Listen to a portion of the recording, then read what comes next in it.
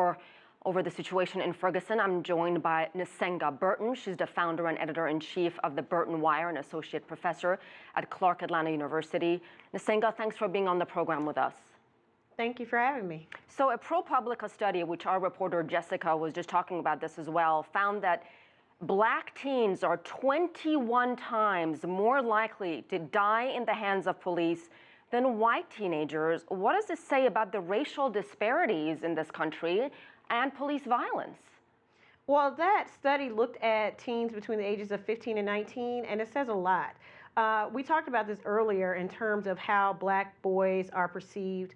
They're often not allowed to be victims, or they're not seen as victims, and they're often described as perpetrators. Even if you look at Officer Darren Wilson and what he said and how he described Mike Brown, he used words like demon. He used words like Incredible Hulk, Hulk Hogan. He used words to describe him like aggressive. These are words that are not new or different. These are words that are often used to demonize young Black and brown youth. And in the minds of people who don't really respect or value Black lives, it is used as a justification for the elimination or execution of those lives, such as the case with Mike Brown. So over the years, there have been a number of high-profile cases. In the 90s, we had Rodney King. Last year, Trayvon Martin, Michael Brown.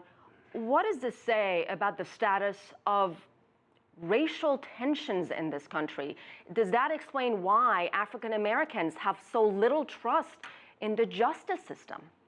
Yeah, I mean, this is not new. African Americans have been fighting for justice since we were brought here in chains. So, you know, this is just 2.0. People think we live in a post-racial society because we have a Black president. That is the furthest thing from the truth. Racial tensions are high. If you look at the protests, they're happening all over the country, not just in Ferguson. If you look in Oakland, where you had the murder of Oscar Grant by a BART police officer who said it was an accident, although Oscar Grant was handcuffed and lying on his chest, and he was not, he was convicted of the crime, but he didn't serve any real time for the crime. So we already know that Black lives are not valued in our society, Black men in general, Black women as well.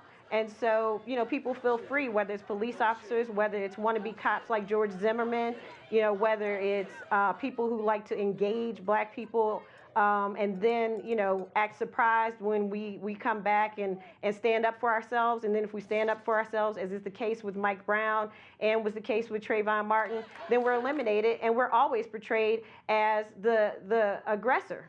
Both of these boys were victimized, and until we can see them as victims and not demons and not hulks and not monsters and not bucks, then this will continue to happen. It's historical. So Nsenga, what needs to be done moving forward?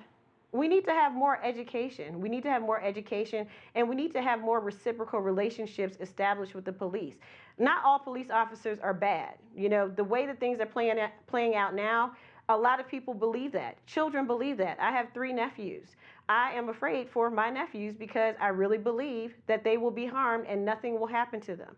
One of my nephews has turned 11. He's grown 3 inches in height. And I'm looking at him and looking at the way that people interact with him differently now. These are real concerns. So we have to educate people. Black and brown children deserve to be treated with respect. We deserve to be given the benefit of the doubt. Nsenga, I have to interrupt you. My apologies.